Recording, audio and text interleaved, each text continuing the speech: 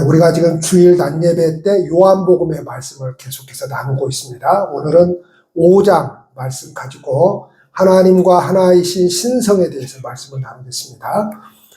신약 성경이 쓰여진 배경은 몇 가지 이유가 있습니다. 그 가운데 하나는 교회의 문제를 해결하기 위해서 하나님께서 주셨고요.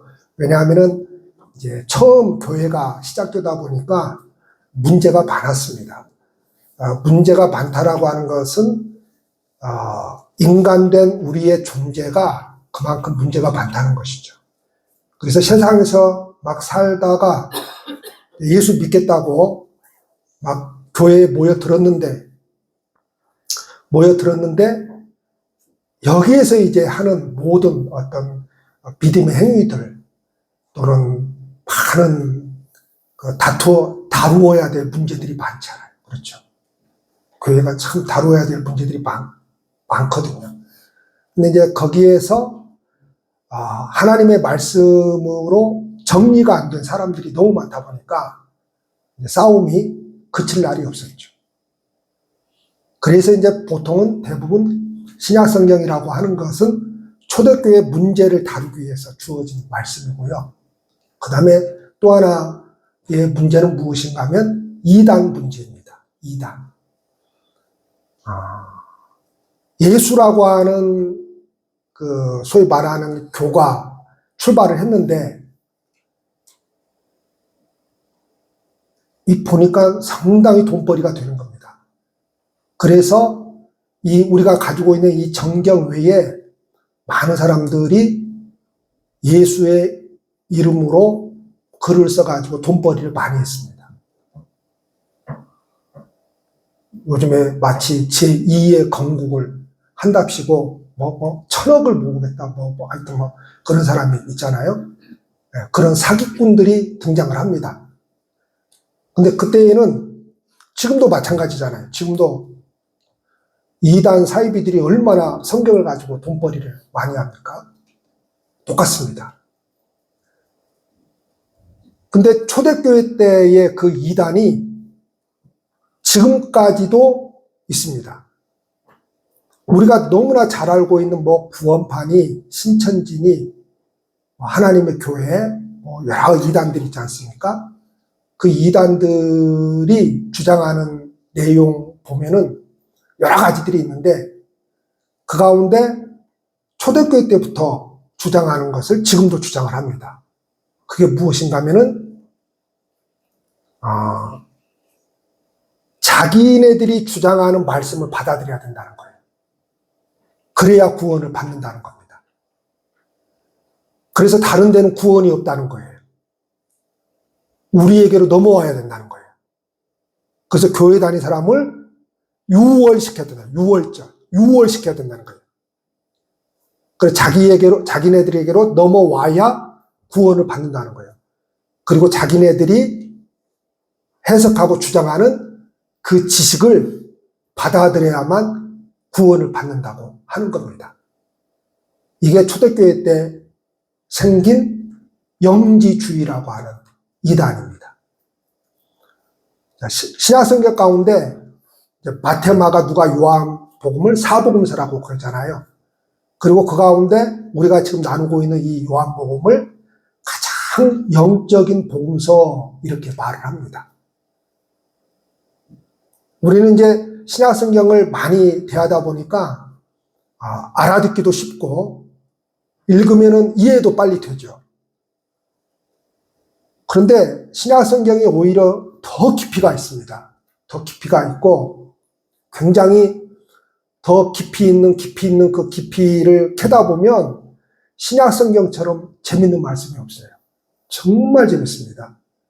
마치 시인이 고백했던 것처럼 송이꿀보다 단 그 말씀들을 우리가 신약성경을 통해서 만나게 되는데 우리가 지금 나누고 있는 이 요한복음은 복음서 중에 가장 영적인 복음서입니다. 그러나 사실 오늘 우리가 나누는 예수님이 신이다. 예수님이 하나님의 신성을 가지고 있다라고 하는 이 말씀은 우리에게는 조금 식상합니다. 왜냐하면 우리는 그렇게 믿고 있으니까 예수님이 하나님이시고 예수님이 하나님의 아들이시고 예수님이 신이시면서 동시에 인간이다라고 하는 것을 믿고 있으니까 우리에게는 조금 오늘 내용이 식상합니다. 그러나 그때 당시에 유대인들에게는 이 예수가 주장하는 모든 말들은 그야말로 까무러칠 정도입니다. 충격이. 그 정도로 심각한 것이었습니다. 그래서 유대인들이 고소를 한 거예요. 예수를. 그리고 예수님께서 그 고소에 답변을 하는 과정 가운데서 지금 나오는 말씀입니다. 그러면서 예수님이 당신이 하나님과 동등한 신이다. 우리는 하나야 라고 주장을 합니다. 우리는 하나야 라고 주장을 합니다. 그러면서 뭘 이야기를 하는가 하면 스승과 제자의 예를 들어서 이야기를 합니다. 진짜 제자는 누가 제자입니까? 옛날에 우리 막 소림붓을 영화 같은 거 보면 재밌잖아요. 그러면 제자로 받아주십시오 해가지고 들어가서 그 스승이 가르치는 대로 그대로 다 배우죠. 그래가지고 스승과 똑같은 그 경지에 이르면 이제 하사회도 좋다. 그 소리를 듣게 되죠. 그러니까 제자는 어떤 사람인가 하면 스승의 가르침을 다 받고 스승이 하라는 대로 하고 또 스승이 뭐예요? 하는 행동까지 따라하는 사람이 진짜 제자입니다. 이제 우리는 이제 그 설교를 하잖아요. 보통 설교를 할 때에 이제 어떤 사람들이 이제 자기가 좋아하는 스타일의 이제 목사님, 옛날 목사님 이렇게 막 닮으려고 막 그런 애를 쓰는 그런 이제 목사님들도 있는데 여러분들이 잘 아시는 조용기 목사님 잘 아시죠? 여의도 순복음교회. 예, 옛날에 조용기 목사님이 한참 목회하실 때에 신학교도 운영했으니까요. 지금도 운영하고 있고 그쪽 계열의 목사님들은 다 스타일이 누구 스타일입니까? 조용기 목사님 스타일입니다. 그래 쉽니다. 그 흉내도 못 내겠는데 그래 쉽니까? 하여튼 조용기 목사님 스타일입니다. 전부 다 조용기 목사님 스타일입니다. 왜 그런 거죠? 그 스타일로 하면은 뭔가가 될 것 같으니까 그 스타일로 합니다. 근데 여러분 제가 조용기 목사님 젊었을 때 설교를 몇 편 들어봤거든요. 유튜브에서. 정말 잘하십니다. 왜 저는 순복음교회도 물론 방문을 해봤지만 예전에 설교를 듣고 그래서 조용기 목사 그 설교 몇 번 듣고 알겠더라고요. 그냥 잘한다라고 하는 것이 그냥 뭐 유창하게 말을 잘하는 것도 있겠지만 그 말의 권세라고 하는 것이 있잖아요.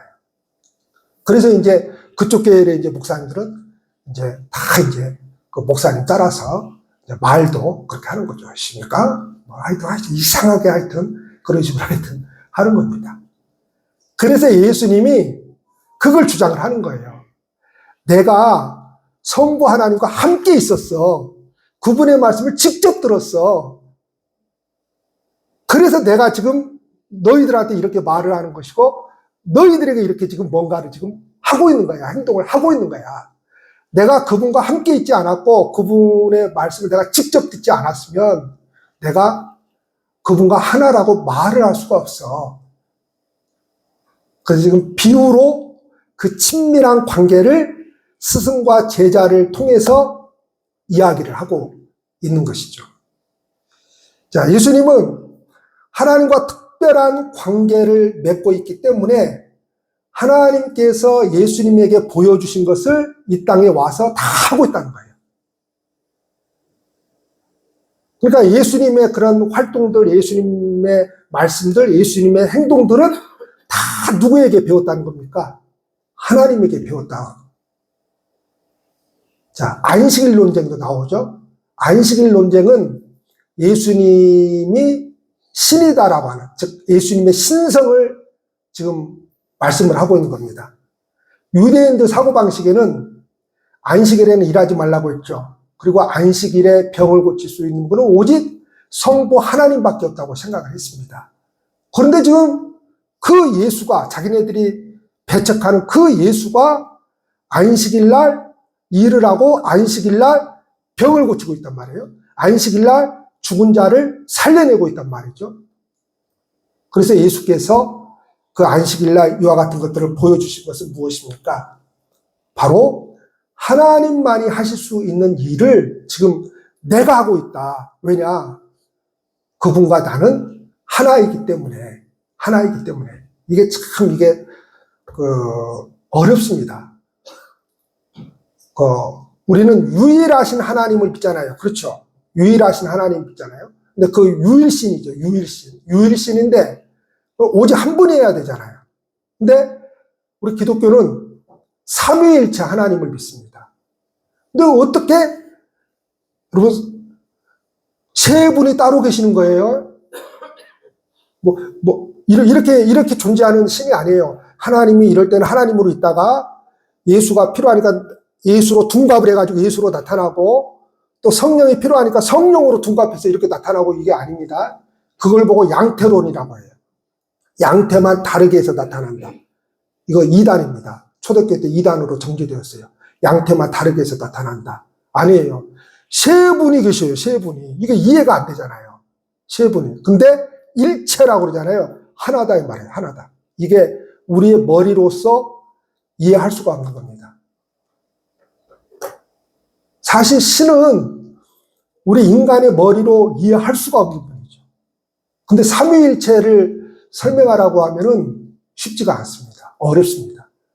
그래서 이 삼위일체를 쉽게 설명을 하려고 이 하나라고 하는 것을 설명하려고 여러 가지로 요즘 사람들에게 맞게 이야기를 하는데 어떤 사람들은 손잡고 춤추는 관계다. 이렇게도 설명을 하고 여러 가지로 하지만은 이해를 잘 할 수가 없습니다.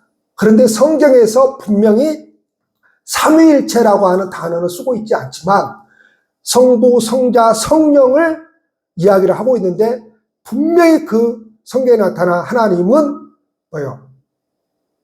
삼위가 하나로 존재하는 그런 하나님이라고 하는 거죠. 그래서 예수님도 지금 주장을 하는 겁니다. 우리는 하나다라고 하는 것을 주장을 합니다.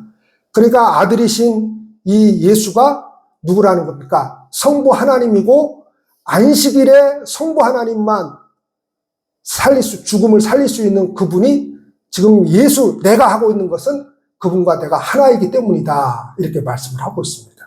그래서 똑같이 성자 예수도 성부 하나님과 죽은 자를 살릴 수 있는 능력이 있다. 이렇게 말씀을 하고 있습니다. 22절에 보면 그 아버지의 권한이, 즉 성부 하나님의 권한이 아들에게 유임되었다 그럽니다. 근데 그 아들에게 유임된 그 유임의 내용이 뭐예요? 바로 심판의 권한입니다. 심판의 권한. 그러면 이 심판의 권한이 뭐예요? 심판의 권한이 바로 성부 하나님만 하나님이라고 주장하는 이들에게 그 권한이 아들에게 유임되어져서 그 권한이 누구에게 있는 거예요? 지금 하나님만이 가지고 있는 그 심판의 권한이 아들에게 유임되어져서 하나님께서 원하시는 것이 있는데 그것은 바로 하나님을 공경하듯이 내 아들도 공경하기를 원하는 거죠. 즉 성부 하나님이 당신께서 가지고 있는 모든 권한을 아들에게 위임하심으로 말미암아 사람들이 나를 공경하는데 내 아들도 공경하기를 원하셔서 그렇게 예수에게 위임을 합니다. 자, 유대인들은 예수님에 대하여 안식일을 범하고 신성 모독으로 인해 죽어 마땅한 죄인으로 여겼습니다. 그런데 하나님은 그런 아들에게 모든 것을 유임해서 예수님도 공경받을 대상으로 그렇게 말씀을 하시고 계시고 아버지와 아들은 하나이기 때문에 하나님을 공경하는 것과 같이 예수님을 공경하는 것도 똑같아야 된다. 이렇게 말씀을 하고 있습니다. 그래서 예수님에 대한 공경 없이는 하나님을 공경할 수 없다. 이렇게 말씀을 하고 있습니다. 쉽게 말하면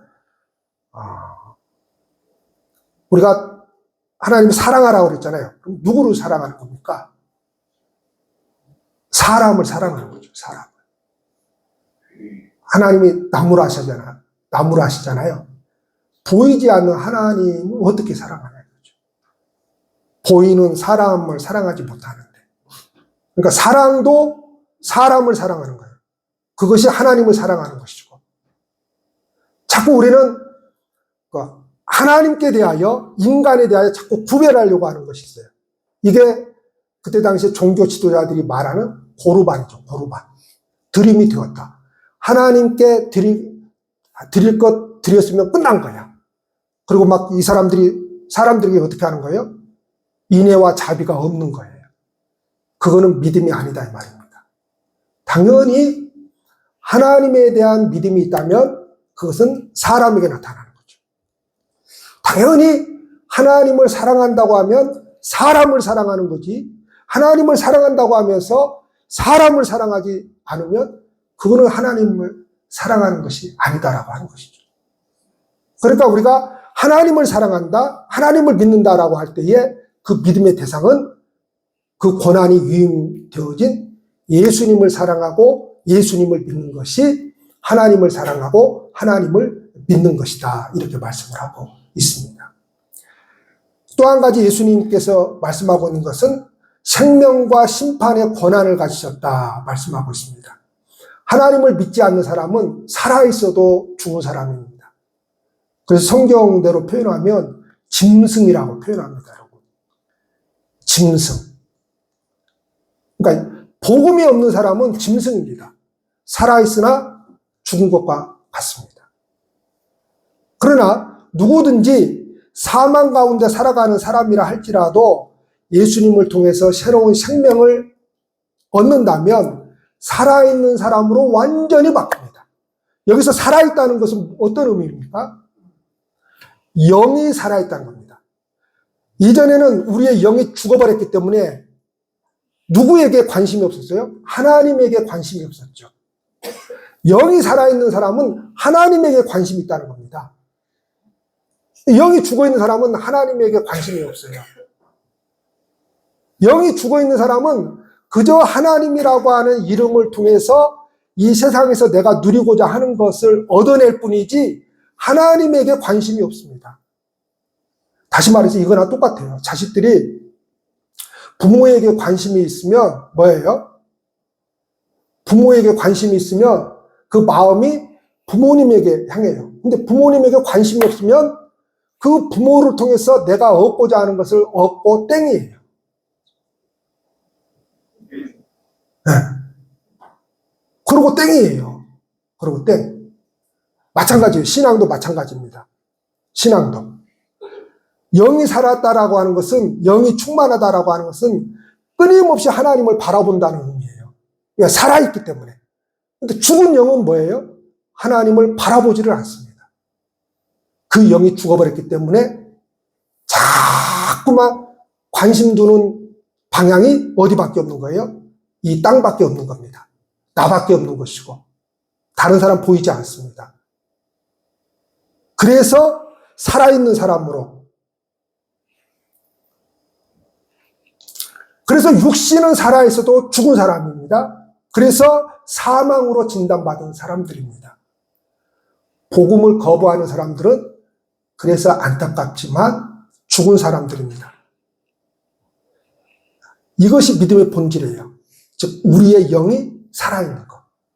그러니까 믿음의 본질이라고 하는 것은 무엇인가 하면 우리가 예수라고 하는 믿음을 통해서 내가 이 세상에서 얻고자 하는 것을 얻어내고 이 신앙을 통해서 내가 이 세상에서 구하고 바라는 것들을 만들어내는 것, 기적을 만들어내는 것, 이것이 믿음의 본질이 아닙니다. 그걸 하지 못해도 어떤 내가 원하는 대로 이 세상에서 주어지지 않았을지라도 그건 믿음의 본질이 아니에요. 믿음의 본질은 내 영이 살아서 끊임없이 그 하나님을 바라보며 살아가는 것입니다. 그래서 예수님은 뭐라고 말씀하시느냐? 그 하나님의 음성을 듣는 자들은 살아날 것이라고 말씀합니다. 자, 우리가 끊임없이 살아나기 위해서 몸부림을 칩니다. 그런데 어떤 행위를 가지고서도 여러분 절대 살아날 수 없습니다. 사람들은 자기의 영혼이 살아나는 길을 착한 일을 많이 하고 봉사를 많이 하고 이러한 것들로서 살아날 것이라고 생각을 해요. 그래서 끊임없이 그러한 쪽에 자기를 헌신을 합니다. 헌신을 하지 말라는 게 아닙니다. 그러나 그렇지 않습니다. 영이 살아나는 것은 끊임없이 하나님의 음성을 듣는 거예요. 그 하나님의 음성을 뭘로 듣는 겁니까? 샤바 들려주십시오. 그러는 게 아니에요, 여러분. 그게 기독교 무당 목사가 잘하는 겁니다. 그래서 기독교 무당 목사가 판을 친다고 그래요. 왜 더 잘 사는 사회가 됐는데 왜 더 기독교 무당 목사가 판을 치죠? 돈 맛을 알았거든요. 너나 나나 할 것 없이. 가난한 시절에는 좋아요. 가난했기 때문에 한번 살아봐야 되겠다 하고 그럴 수 있는데 돈 맛을 알아버리면 그래요. 우리가 돌아다니다 보면 치유센터가 왜 그렇게 많은지 모르겠어요. 여수에만도 치유센터가 왜 그렇게 많은지 모르겠어요. 치유센터. 여러분, 내가 사는 길은요, 다른 거 없습니다. 하나님의 말씀을 듣는 것입니다. 말씀을 듣는다라고 하는 것은 설교를 듣는 것도 포함해서 말씀을 읽고 하나님의 말씀을 공부하는 겁니다. 그리고 찬양 가운데, 기도 가운데 하나님의 그 영의 충만함 속으로 우리가 들어가는 것이죠. 그러면 우리의 영이 살아나거든요. 아들 안에 생명이 있기 때문에 그 음성을 듣는 자는 반드시 살아나게 되었습니다. 이처럼 우리에게는 예수님의 음성이 생명이고 소망이 됩니다. 결코 생명을 얻기 위한 방법으로서 예수님 외에는 다른 방법이 없습니다.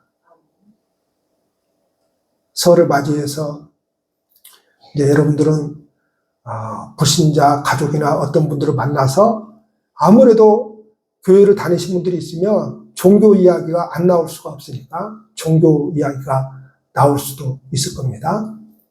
우리는 이제 강력하게 주장하죠. 예수님 외에 다른 길은 없다. 근데 세상 사람들은 뭘 주장합니까? 아니다. 꼭 그렇게 예수에만 되느냐? 다른 길이 얼마나 많냐? 시타타도, 석가모니 시타타도 있고, 얼마나 많냐, 다른 길이. 많은 다른 길에 하나일 뿐이지, 꼭 예수만이어야 되느냐? 그거 아니다. 그러나 성경은 뭐라고 말씀하고 있습니까? 아니다. 예수 외에는 다른 길이 없다. 이렇게 말씀을 하고 있습니다. 마지막으로 심판까지 예수님께 맡기셨다고 말씀하고 있습니다. 그래서 무덤 속에 있는 자나 예수님을 영접했던 자나 거절했던 자나 다 부활로서 하나님 앞에 서게 될 날이 있을 터인데 그 복음을 거부하는 자는 심판의 부활로 나오게 될 것이고 복음을 받아들인 자는 생명의 부활로 나오게 될 것이다. 이렇게 말씀을 하고 있습니다. 자, 오늘날 사람들은 우리가 너무나 잘 아는 이 속담이 있습니다. 하늘은 스스로 돕는 자를 돕는다. 그러죠. 이게 무슨 말이에요? 내가 뭐든지 열심히 하면 하늘이 도와준다는 거죠. 그래서 구원도 뭐예요? 내가 정직하게 살면 구원도 받는 거지. 이런 것이거든요. 하지만 우리는 우리의 힘으로는 결코 아무것도 할 수 없음을 고백하며 예수님께 겸손하게 나아가는 그런 존재들이어야 합니다. 예수님이 나의 힘이신 여호와가 되는 것입니다. 예수님은 그래서 스스로 도울 능력이 없는 자를 위해서 오셨습니다. 아멘. 그래서 건강한 자에게는 의원이 쓸데없고 병든 자라에게는 쓸데있느니라 이렇게 말씀하셨잖아요. 그래서 우리 스스로가 나는 하나님 앞에 그렇게 큰 죄가 없어. 나 정도면 되겠지. 예수가 필요 없는 거예요. 근데 우리 자신을 생각할 때에 천하의 나보다도 못된 놈은 없을까? 야, 이 생각을 가지고 살아가는 사람은 누구밖에 없는 거예요? 예수밖에 없는 거죠. 복음밖에 없는 거죠. 왜 예수밖에 없고 왜 복음밖에 없는 겁니까? 그것이 나를 살리기 때문에 그렇죠. 그래서 우리는 끊임없이 복음이고 끊임없이 예수 그리스도의 십자가의 능력을 의지합니다. 이 한 주간도 오직 예수 그리스도만이 우리의 소망임을 고백하며 나의 힘이신 여호와를 의지하며 살아가실 수 있기를 축복합니다. 기도하시겠습니다.